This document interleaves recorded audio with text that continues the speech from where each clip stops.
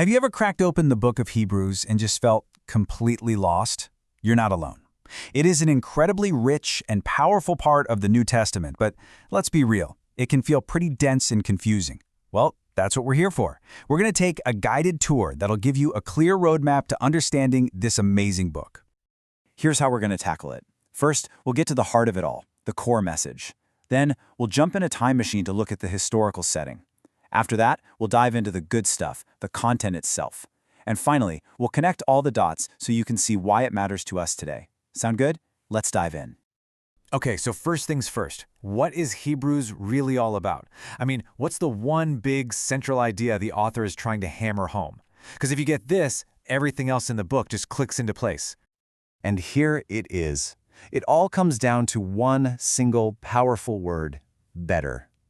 Seriously, if you walk away remembering nothing else, remember this word. The author uses it, or words like superior and more excellent, again and again. It is the absolute key that unlocks the entire message. This is the author's game plan.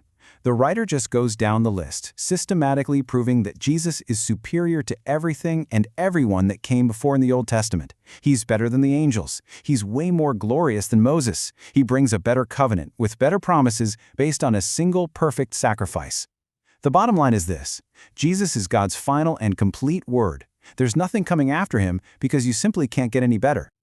So, why write a whole book about this? Well, the author flat out tells us he's written a word of exhortation. The best way to think of this is like a passionate sermon that was written down and sent as a letter. Its whole purpose was to fire up a group of Christians who were struggling, to encourage them to hang on tight and not give up on this incredible, better reality they had found in Jesus. Now, to really understand why this message of better was so urgent, we've got to do a little time traveling. We need to get a feel for the world these first Christians were living in. Who wrote this letter? Who was it for? And what in the world was going on that made this message so critical? And right off the bat, we hit one of the biggest mysteries in the entire New Testament. Who actually wrote this incredible book? The thing is, the book itself is totally anonymous. The author never signs their name. People have been guessing for centuries. The list of suspects is long. Some thought it had to be Paul because the theology is so deep. Others figured, hey, maybe it's Barnabas. His name means son of encouragement. Or what about the eloquent Apollos, who knew the scriptures inside and out? You'll hear names like Luke, Priscilla, and Silas thrown around too. But here's the deal. We can guess all day, but we just can't prove it. You know, I just love this quote from an early church leader named Origen, almost 1,800 years ago. He basically said, look, as for who wrote it, only God really knows. And that's still the best answer we have. We don't know the human author, but we know it was inspired by the Holy Spirit, and that's what truly matters. Okay, so we don't know the author, but we have a really good idea of who he was writing to. These were most likely Jewish Christians, probably living somewhere in or near Rome. And they knew their Old Testament. I mean, they knew it cold. But here's the most important part. They were under a ton of pressure. They had already faced persecution, and they were getting tired, spiritually exhausted, and seriously tempted to just drift away from Jesus. This timeline really puts it all into perspective. Hebrews was probably written in the late 60s AD, which was a terrifying time to be a Christian in Rome, right under the nose of the evil Emperor Nero. But notice this one huge clue. It was almost certainly written before the temple in Jerusalem was destroyed in AD 70. I mean, think about it. If the temple, the center of the whole old system, was already gone, the author would have screamed it from the rooftops. The fact that he doesn't mention it is our best clue for when this was written. So I want you to just picture this for a second. Imagine you're one of these first-century Jewish believers. Following Jesus has cost you everything: your reputation, your friends, maybe even your safety. And you start looking back at the old familiar traditions of Judaism, the beautiful temple, the priests, the sacrifices. It all seems so safe, so tangible, so comfortable. The author is writing to them shouting, "Don't do it, don't go back. What you have in Jesus is so much better."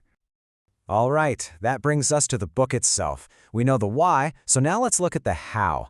How does the author make such a powerful, persuasive case? This is where we get into the unique style of the book and the incredible things it teaches us about Jesus. So Hebrews is kind of weird, in the best possible way. It's not quite like any other book in the Bible. It starts out like a deep college lecture, but then it quickly turns into this passionate, fiery sermon that you can just feel was meant to be preached out loud. And then, at the very end, it wraps up with personal greetings, just like a letter. It's this incredible blend designed to convince your head and capture your heart. So, the main argument kicks off by establishing who Jesus really is. The author basically says, look, angels are incredible, right? They're God's special messengers. But Jesus? Oh, he's in a totally different league. He isn't just a messenger from God, he is God. He is the Son, the perfect reflection of God's own nature. It's not even a fair comparison. Next up, he takes on the giant of the Old Testament, Moses. For the Jewish people, Moses was the guy. But look at this brilliant distinction. Moses was a faithful servant in God's house. But Jesus? Jesus is the faithful son over God's house. You see the difference? It's like the difference between a trusted employee and the owner's own son. Okay, now we're getting to the absolute core of the book, the priesthood. The old system had priests from the family of Aaron. They were just regular guys. Their job was temporary, and they were sinners themselves, who had to offer sacrifices for their own failures. But Jesus, he says, is a totally different kind of high priest. He's eternal, he's perfect, and his priesthood is from the order of this mysterious figure, Melchizedek, from way back in Abraham's day. The point was to show that Jesus' priesthood is on a whole other level, a higher, more ancient, and more powerful one. And what does a better priest do? Well, he offers a better sacrifice. This is the whole ballgame right here. The old system demanded an endless cycle of animal sacrifices, over and over, year after year, and they could never really truly fix the sin problem. But Jesus, he offered himself, one time for all time. His single sacrifice was so perfect, so complete, that it doesn't just cover our sin, it actually cleanses our conscience and secures our forgiveness forever. Done. Finished. Okay, so that's a lot of incredible truth. But what does it all mean for you and me, living our lives today? How do we take all this ancient theology and connect it to our world? Well, in this last section, that's exactly what we're going to do. You know, probably the best way to understand how Hebrews connects the Old and New Testaments is with a simple analogy. Think of the entire Old Testament system, the temple, the priests, the sacrifices, as a movie trailer. It was awesome. It gave you hints and glimpses of the amazing story that was coming. But Jesus, he's the main feature. He's the reality that the trailer was pointing to. And let's be honest, you wouldn't watch an amazing trailer and then walk out of the theater before the movie started, would you? Now, because holding on to this truth is so important, the author does something else. He doesn't just encourage, he also warns. In fact, scattered throughout the book, you'll find 5 of these really serious warning passages. Now, these warnings can sound pretty intense when you read them, but they have a very loving purpose. I think the best way to see them is like those rumble strips on the side of the highway. They aren't there to punish you. They're there to jolt you, to get your attention, and wake you up if you start drifting off the road. They are God's gracious way of helping us stay on course and finish the race. So, when you decide to jump in and read Hebrews for yourself, here's a simple roadmap to keep in your back pocket. The whole book builds on itself. First, it proves Christ is superior to everything. Then it explains his superior priesthood. That leads to his superior covenant and sacrifice. And all of that amazing theology is the foundation for the big finish, a powerful call to hang on in faith with some really practical tips on how to actually live this out. And that all brings us to the final question. The author of Hebrews has made his case. Jesus is better. He is God's final word. He's our perfect, eternal high priest who has blasted open the way for us to come right into God's presence. So, knowing all that, the question that echoed for those first readers now echoes for us. How will you run your race of faith with endurance?